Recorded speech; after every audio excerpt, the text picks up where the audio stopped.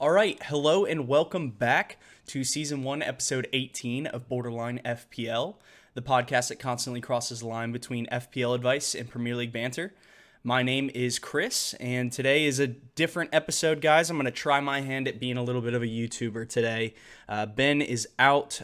He's working today, and, with these FPL game weeks just back to back to back, we basically only have a window of 24 hours to get the most information we can to you guys and allow you guys to make your decisions for transfers ahead of Game Week 21, guys. So what I'm going to do is I'm going to tell you a little bit about the news that's going on today, what's been announced in terms of double game weeks, blank game weeks, couple FPL things in terms of players that you'll need to know. And then I'll go over my game week at a glance and just kind of let you guys know my thoughts, what I'm thinking about doing, moving into Game Week 21, and talk a little bit about my rank. And we'll go from there, guys. So it's going to be a shorter video. I hope you guys enjoy. I worked kind of hard on this one, so we'll see how it goes. But let's go ahead and get into it. So first, guys, I wanted to make sure you guys were aware of Emmanuel is not going to Afcon, according to this breaking news at the Athletic. Adam Leventhal broke this news this morning. According to what's going on, Emmanuel will not join Nigeria for Afcon. There's some unknown reasons raised by Ranieri. I think there was some murmurs about the email that Nigeria needed to send to Watford to notify them of Dennis going to this tournament was late past the deadline of what it needed to be. Guys, I'm not 100% sure of what exactly the reasoning was behind that, but I'm just here to relay the news. So, moving forward, Emmanuel we were kind of advising against bringing him in recently just because he was moving to Afcon, or so we thought. It's looking like that is not going to be the case. So he's a 6.1 million forward. He's 38.4% owned in the game, guys, and he's currently the highest scoring forward in FPL. Watford are going to have some double game weeks coming up soon as well because they've had some postponements. He looks like a fantastic option. He's playing through the center, and it looks like King is kind of playing out wide. So I definitely would favor him over Josh King in the upcoming future, especially if he's obviously not going to AFCON. So wanted to make sure you guys were aware of that. They have not had any announcements of Watford double game weeks as of yet, but I'm thinking that's going to fall in Game Week 22 is my thought process at the moment. Guys, obviously, again, I'm going to go ahead and plug him at the beginning. If you don't follow Ben Crellin on Twitter, that's at BenCrellin, Ben Crellin on Twitter. He is the double game week master. He is, if you're an FBL player and you take it seriously, you got to be following him. So go ahead and hit that follow button on him. And guys, we'll move forward on this. So we're going to get into the double game week announcements for Game Week 21 that have happened so far. The three teams that are going to have two games this game week are going to be West Ham, Everton, and Brentford. As you see on your screen, West Ham's two games are going to be away at Crystal Palace first and then at home at Norwich. Everton's two games are both at home, which is really good for them. It's going to be Brighton at home and Leicester at home. And Brentford have two games as well. They're going to be at home against Aston Villa, and they're going to be away against Southampton. So those are the double game weeks that have been announced so far. I don't know if it's possible if any more will get added ahead of the game week deadline. But guys, I got to get this video out to you, so I'm going to do a video on the information I have at the moment. So this is where we're at here. So guys, I'm going to go ahead and get into some of these players for these teams that will be interesting ahead of this double game week and just kind of talk through each and every one of them, starting off with Jared Bowen, who's hot at the moment. Last game week 20, he had 3 assists, max bonus for I think it was a 14-pointer against Watford. He's 11.7% owned in the game, so he's kind of borderline on a differential at the moment. I think a lot of serious players have him in already. 6.6 million. Seems to be the focal point of almost this West Ham attack. He's everywhere. There's this guy's linked to Liverpool in January, honestly, just because I feel like Liverpool might struggle a bit with Mane and Salah being out for AFCON, but there's links to that. I don't think there's any serious reports about that so far. So at the moment, he's locked in at West Ham. The guy's a player. The guy just can ball, and he's on set pieces. He takes corners. He takes free kicks for them as well. A lot of assist potential. He can score as well.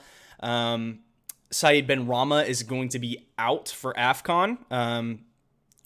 He will be traveling, so even more of a reason that Bowen is going to be integral to this attack. That's about it. But guys, I think he's a really good option. Probably the best West Ham option at the moment if I had to pick. But we'll move on to the main man, Mikel Antonio. Started off the season really hot, as we know, had 3 double-digit returns in 3 game weeks. Has kind of been off and on since then, mostly off, if we're being honest. He's 7.8 million forward at the moment. Still 37% owned in the game, which just shows you that the forward options this year are few and far between. He scored 4 goals against Norwich last season, which was like an insane score for a forward in FPL, and honestly, like, was huge for a lot of managers last year for that game week. Obviously, they play Norwich as the second game this week for a double game week. I think people will be, in between these last 2 options for potential captaincy this game week, if I'm really thinking about it. I think Mikel Antonio and Jared Bowen are great captaincy options if you want to go for a double game week player. If not, obviously there are other options to choose from, but I think those 2, if you're going for a double game week player, are probably the main focal points. We'll move on. We'll go to Manuel Lanzini, guys. 5.8 million midfielder, only 0.3% owned in the game. A really, really big differential at the moment. He will be relied upon with Fornal's illness and Benrahma going off to Afcon, as previously discussed on January 8th.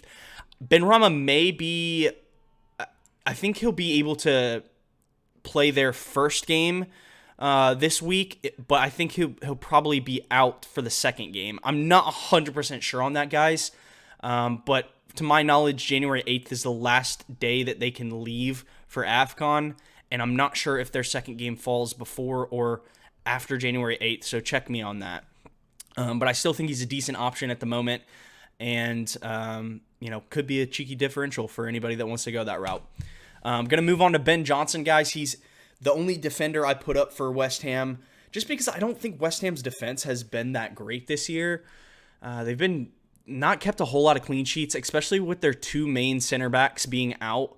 Obviously, we know Kurt Zouma is out at the moment, and Angelo Ogbonna has been out as well. So they're left with a center back pairing of Craig Dawson and I can't even think of the other one. He's the French center back, but yeah, you guys get the picture. He's $4 million in FPL, so he's about as cheap as it gets for a defender. Only 3% owned in the game, and can play left back or right back. He has covered for Creswell at left back, and he's also covered for Soufal at right back when he was injured. So he seems to have Moyes' trust. I think he'll at the very least play one of these games. Could play both, and I think he's a good option. You could go for Soufal. He's a bit more expensive. I think he's about 4.6 or maybe 4.7 million in the game right now at the moment. I wouldn't be tempted by Craig Dawson, and I'm not sure of the other options. And I'm not wild about West Ham defense overall, anyways. But I felt the need to put him up there because he is cheap, and I know a lot of people are going to be coming off of Reece James this week after his injury. If you want to downgrade big time, go for a Ben Johnson and maybe upgrade someone in midfield or at striker. I think that's an option. So I put him up here just so you guys know about him. Moving on to Everton options, guys. Dominic Calvert-Lewin, we all love him. Absolute beast last year for everybody in FPL. He started off the season hot as well, returning 3 goals in 3 games before getting injured. I'm usually not a huge fan of picking up a player coming right off of injury in FPL, just because you don't know, are they going to be as good? Are they going to struggle? Are they going to get, the game time that I want for them in FPL? Those are all question marks, guys, but he's definitely an option if you're feeling a bit frisky. If you want a different forward option, I think a lot of people have Alexander Lacazette. They may or may not want their Arsenal playing City this week. A lot of people just don't have great forward options in FPL, and him returning to the game I think will be really, really good for us.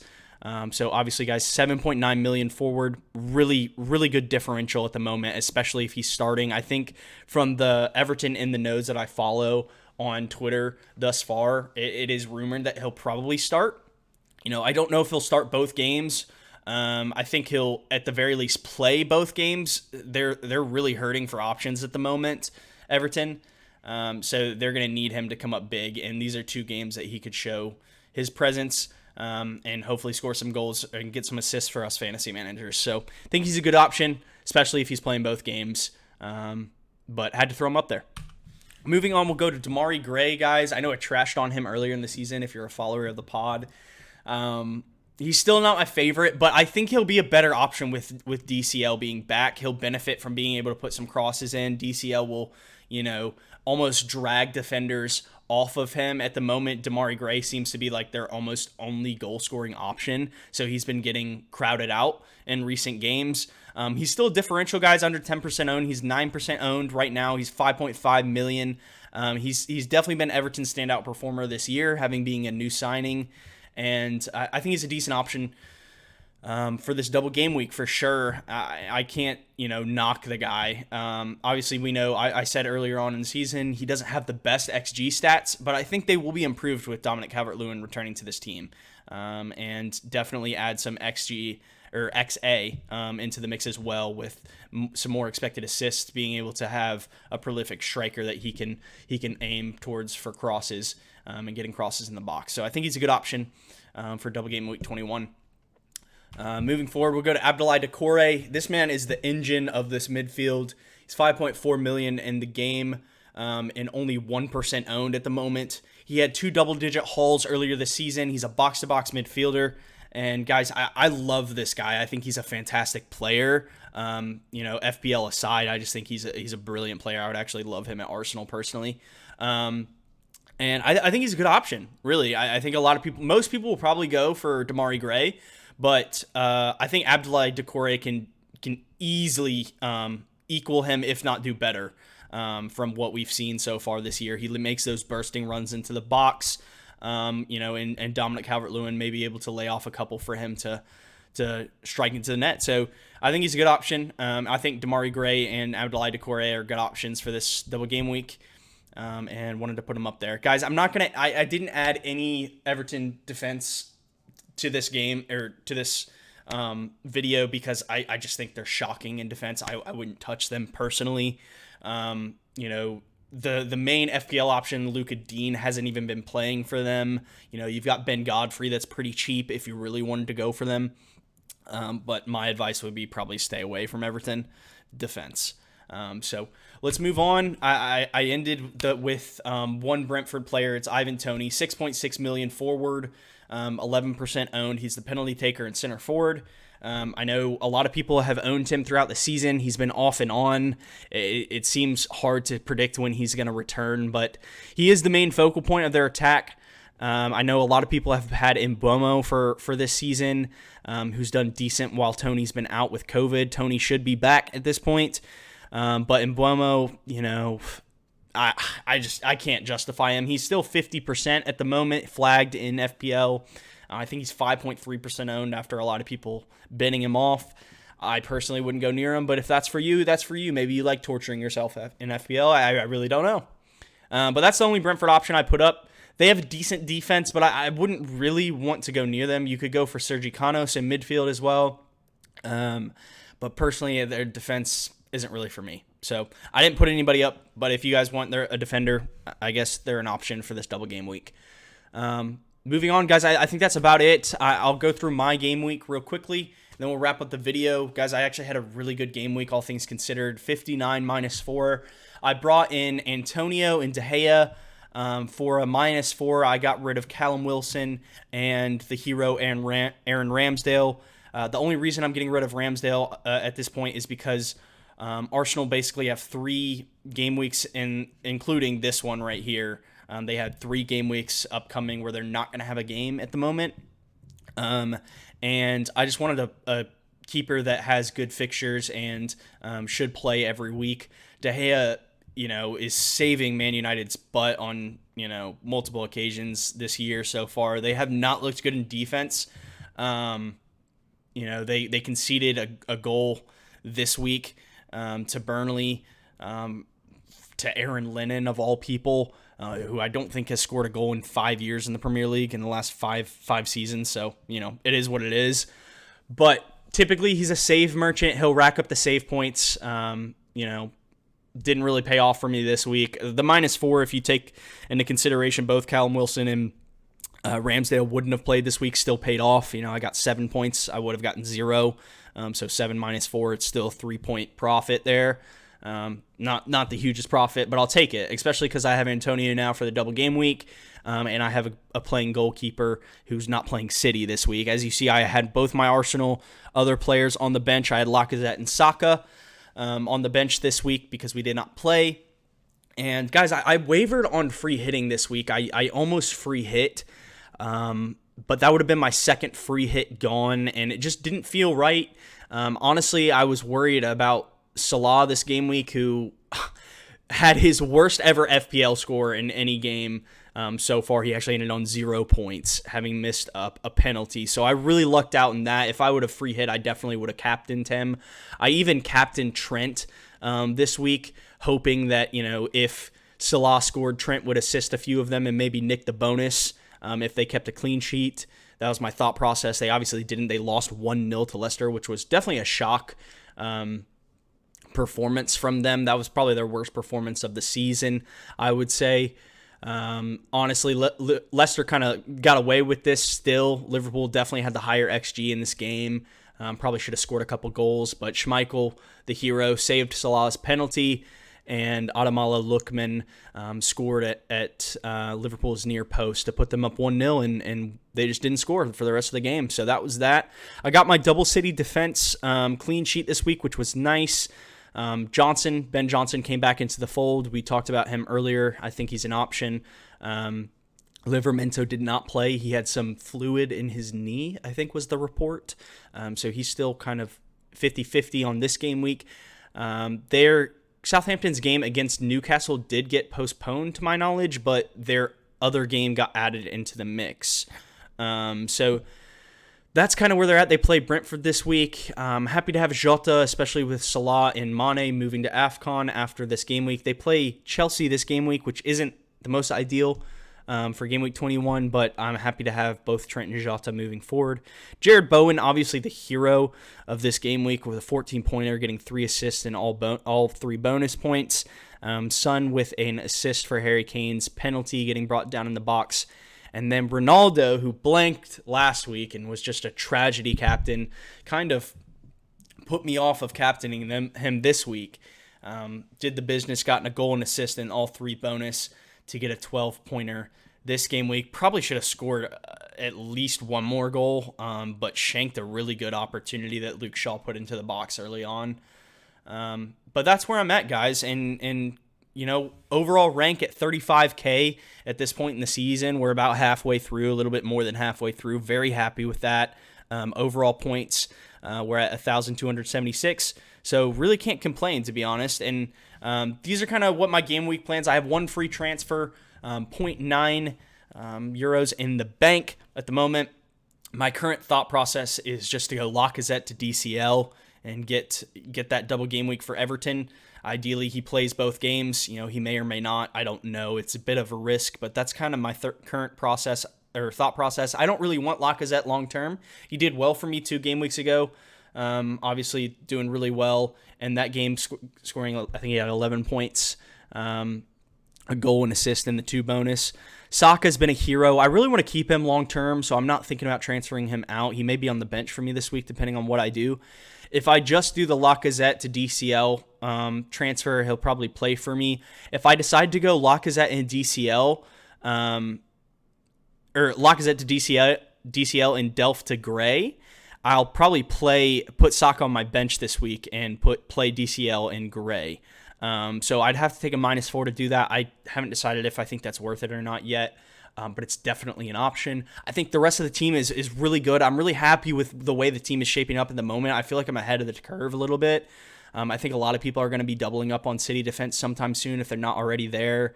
I already have Son. I already have Ronaldo. I already have Bowen and Antonio. I think the team's actually looking really good. I have Ben Johnson as that cheap option as well. The fringe players at the moment, obviously, I want to strengthen the bench a bit. So Delph, I really do like the look of that -4 to get Delph up to Gray. And then, I'll probably be moving on Livramento soon for a different defender. I just haven't decided. But Cancelo, Trent, Alexander-Arnold, and Diaz aren't going anywhere. Guys, if you haven't, I actually probably should have shared this in a video. Cancelo actually got mugged, basically. Him and his family got mugged by some thugs. And he got looked like a black eye, and he shared that his family's okay, but I think it's a possibility that he misses the Arsenal game. Nothing's been announced as of yet, but I wouldn't be shocked if they gave him that game off just to be with his family and kind of recoup from, a tragic event that happened to him and his family. It's really sucky, but that's what it is. De Gea and net, they play Wolves this week. I do fancy a clean sheet because Wolves haven't been good going forward. But guys, that's about it. Obviously, this is a shorter video this week. I hope you guys enjoy. This is my first attempt at what I would say being a YouTuber for real. I'm going to work on getting our podcasts up on Spotify as promised in the new year, guys. But that about wraps it up, guys. Thanks for watching. Follow us on Twitter at BorderlineFPL, and on Instagram, it's BorderlineFPL as well. Subscribe if you're new around here, guys. Smash the like button. We'd really appreciate it. And hopefully Ben will be back next week, and we'll be back to the same stuff. But guys, if you really like this format, if this is beneficial to you, if you're enjoying it, I can see what I can do about putting together videos like this every week, especially if this video gets a lot of attention. It was a lot of work, but I do enjoy doing it for you guys, and I hope you guys enjoy. Other than that, guys, thanks so much for tuning in. Have a happy new year. I hope you guys had a happy holidays, and we'll see you next time. Peace.